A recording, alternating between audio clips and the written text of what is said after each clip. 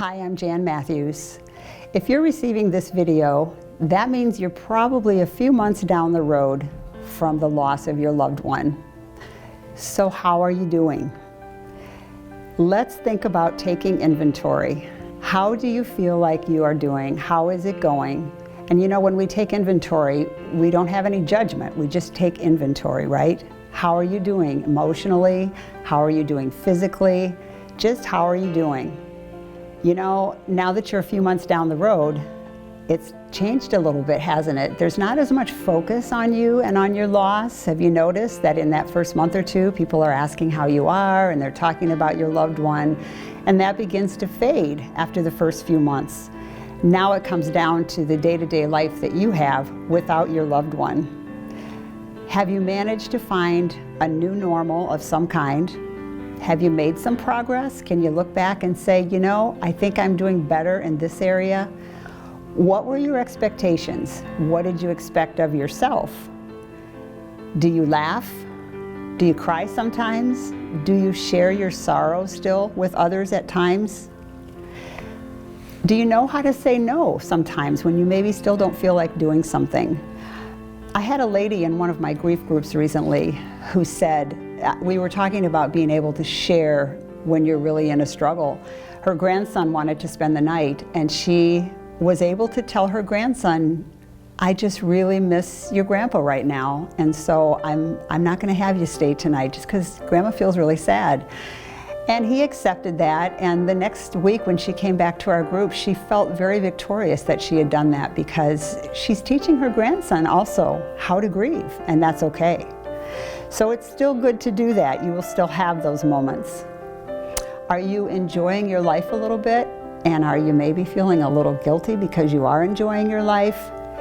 Well, if that's the case, you are not alone. It's pretty normal and it's pretty typical. You're going through a lot of first things right now, aren't you? You know, for the first year, everything is a first. The first anniversary, the first birthday, the first holiday, all of those things. What have you learned? Have you learned some things about yourself? Have you learned some things that maybe you can do better next time or plan differently next time? And there are those grief ambushes.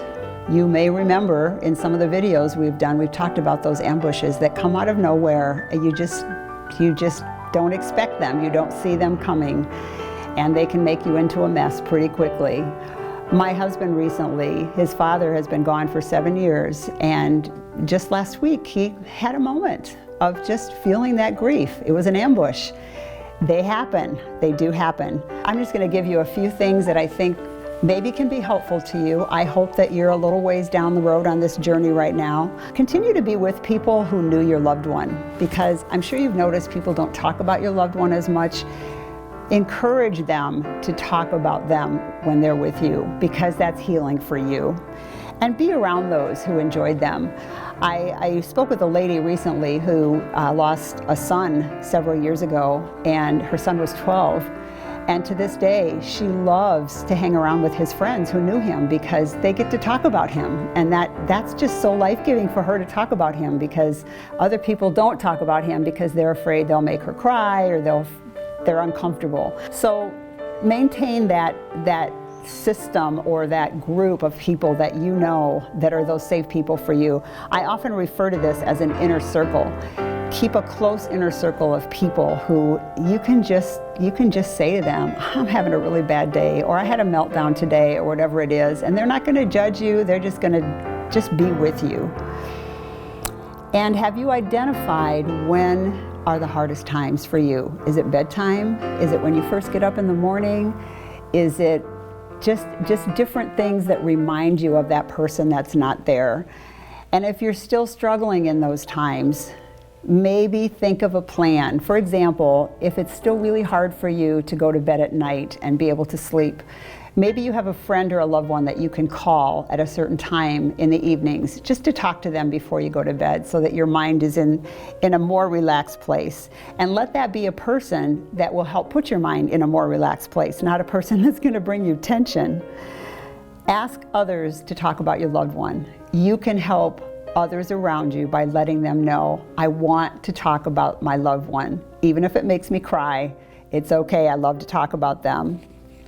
you can really help others to help you, because they don't really understand where you're at. And you know, in some ways you can't really expect them to understand, only because all of us have been in that situation where we didn't understand before, but now we do. So you can help them to help you, and you can also give them grace. I know people say things sometimes that are just not the right thing to say, but they're trying. And that's important, just to remember that and to give them some grace. And lastly, what are your expectations on yourself, and how hard are you on yourself? You know, this is a roller coaster, and it's a marathon, and it's not going to be all gone and healed overnight. You're going to have good days, and I hope you're having more good days now, but you're still going to have hard days too. So give yourself grace when you have those hard days. You know, grieving is hard. It takes a lot of energy. You still need to do all those basic things like get your rest and eat well and exercise and do those things that help you. And if you are at a point where you're starting to enjoy your life, I think your loved one would probably want that for you. So often people going through loss feel guilty for enjoying life. They feel as if they're being disloyal. I think that's not disloyal. I think that's being honoring to the person that you lost. And give yourself permission to pursue those interests of yours that you may not have pursued in a very long time. That's another thing you can do in honor of your loved one, is to do things that are life-giving, do things you enjoy, and allow yourself to enjoy them. I don't know if you've been faced with having to make a lot of decisions yet, whether you might think about moving, whether you might think about selling a house, or any of those kind of things. You know, we all say, wait a year if at all possible. Not everybody can wait a year. Every now and then, you know, people are in situations where you have to make a decision before that. If that's you, don't make that decision alone, first of all. And secondly, consult with people who perhaps have nothing to gain or lose no matter what you do, okay? Go to people who are professionals, go to people who can really help you to make those decisions, because your mind is not yet to a place where you're really functioning on all levels. You're just not, it's just early. So if you have to make those decisions, consult with other people and do your homework and try to make those decisions as slowly as you can. And so I have to just say, congratulations, you've made it this far. You probably didn't even think you'd make it this far, but you have. And it will be better from here. And I just want to say now, as I finish this video, for you to remember, because of this loss that you have gone through, you now have a compassion that you were unable to have before, that you now understand. And so I would encourage you to give out that compassion. When you see other people now going through a loss, you will have a new compassion. You will have an ability to listen. You will have an ability to be educated yourself because of where you've been. So I would encourage you to do that. And I would encourage you to keep getting up every day, keep showing up, and it will get better. Thank you so much. And just one last note, if you have been one of those families that did not get to have a funeral because of COVID, I want to encourage you to have that funeral. It's important. That had to have been so hard. And I just want to encourage you to still have some kind of celebration of life. It is part of the process, so I encourage you to do that. Take care.